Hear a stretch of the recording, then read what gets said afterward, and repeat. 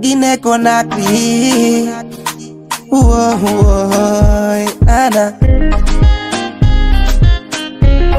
DJ Timone. From Skilla again. Assalamualaikum warahmatullahi wabarakatuh. Harayna burde gandal ma burde darde ma burde wawde yewtere jawni men hoore ɗo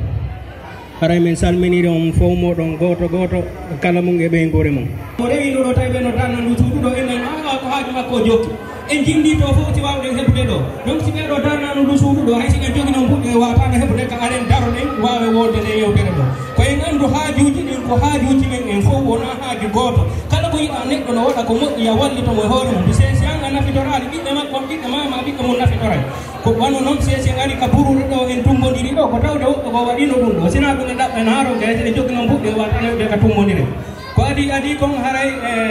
wona juutinkol haala kan komin jokkiti e président on ka fedde men haali pulal Fouta Diallo ka fedde men Fouta Diallo enen ɗo ko wonɓe e lottude ko fuyo Fouta Diallo daro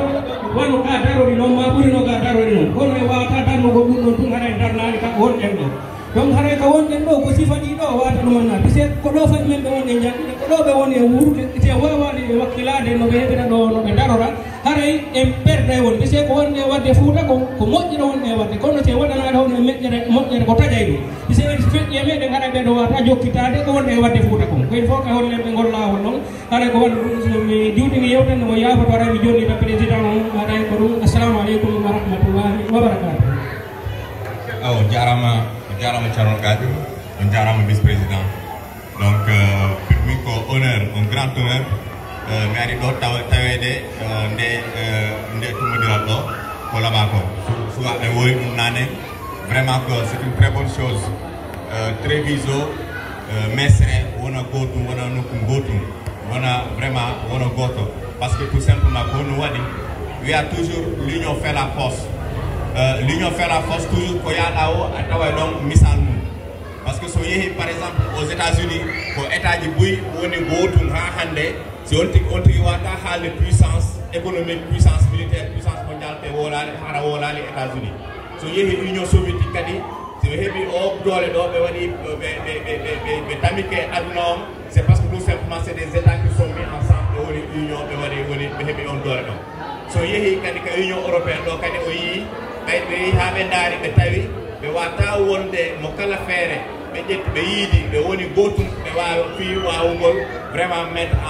en valeur koɓe woni comme sur le plan économique sur le plan militaire donc en Afrique no waɗe noon donc somi yeehi somi typique singulièrement o ari en Italie par exemple so yii pakistanais ɓe ɓen o yii chinois ɓe ɓen o yii arabe ɓe ɓen les orientaux ɓe fof ko gotum ɓe woni ko ɗum waɗi chaque fois si citoyen goɗɗo e maɓɓe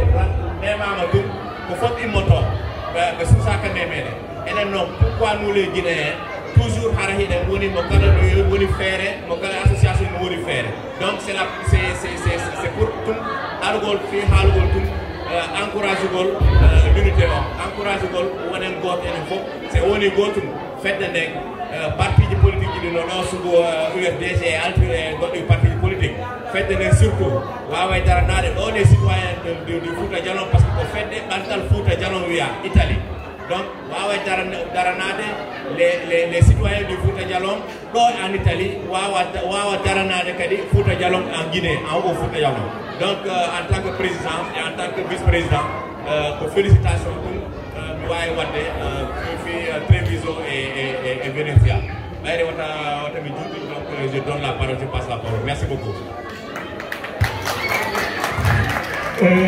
Inde mon no yo wani ngati